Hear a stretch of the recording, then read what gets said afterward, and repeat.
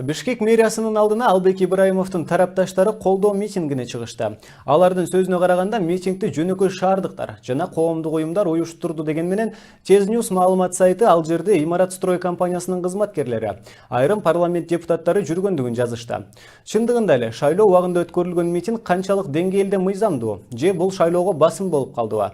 Теманы кабарчыбыз улантат.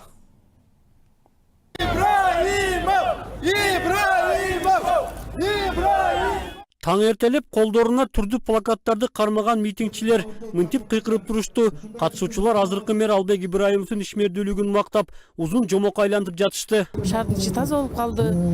Жаңы мусорный ящиктер коюлуп атат. Жаңы муштарга кирип аткан жолдордун баары бүтпөй жатты эле, алардын баары бүтүп атат. Бүгүнкү күнгө белгиленген мэрди шайлоодо алар Албек Ибраимовго колдоо көрсөтүүнү каалашкан. Анткени шаардык кеңештеги КСДП, Республика Ата журт, Кыргызстан партияларына түзүлгөн коалицияга ишенич жоктугун билдиришти. Ушу коалиция биздин Албек Сабырбекович Ибраимовду мэрлик кызматка көрсөтүштү.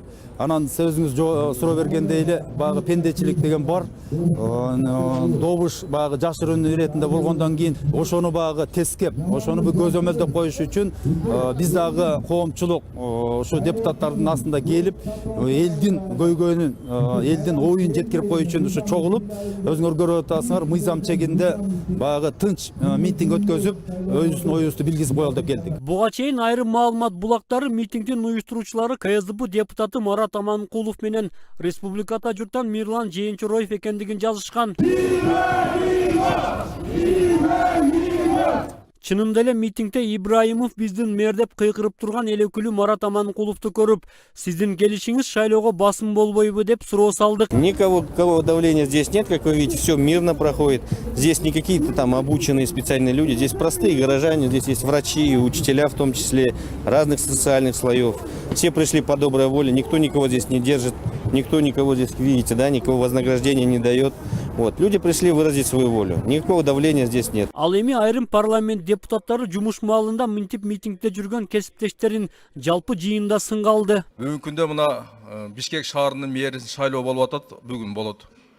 Ошол жерде азыр биздин жогорку кеңештин депутаттары, анан кала берсе ошол элдер митинг өткөзүп, ошол басмырлоо жасап атыптыр да. Ошол Ибраевга добуш беришиңер керек деп плакаттарды жазып алып. Бул эмне деген көрүнүш эми? Ошондуктан тез арада караңыздар, чара колдонсун бул маселе боюнчачы.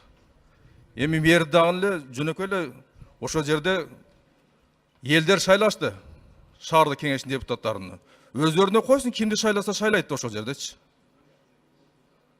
Бул каяка барат атабыз, Кыргызстан билбей калдык бул. Колдоочулардын кыйкырык бакырыгы дем берген Албек Ибраимов митингчилерди жактагандыгын билдирди. Митинг кылууга алдын ала уруксат ала тургандай митинг эмес, дегенде уруксатты чоң площадьтардан, анан атайын өткөрүүчү жерлерден уруксат алат.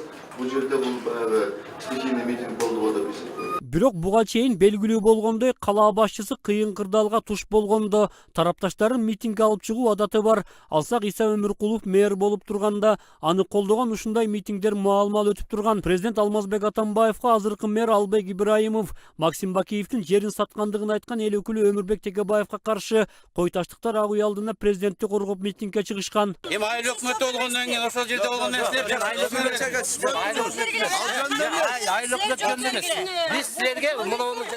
Демейде шаардыктарга тынчтык, стабилдүүлүк керек деген Албек Ибраимов жана КСДПнын айрым депутаттары шайлоо күнү митингди ачык колдогону анык болуп калды. Укук коргоо органдары да ал жерде үн катпай, эмне кылсаңар кыла бергиле дегендей карап турушту. Бирок оппозиция өкүлдөрү мындай аракеттерге барганда бийлик кандай реакция көрсөтөрү баарына белгилүү. Ушуну менен Бишкекте өтө турган митингдердин сезонун бийликчилер ачык деп жарыялады. Рустам Алымбаев,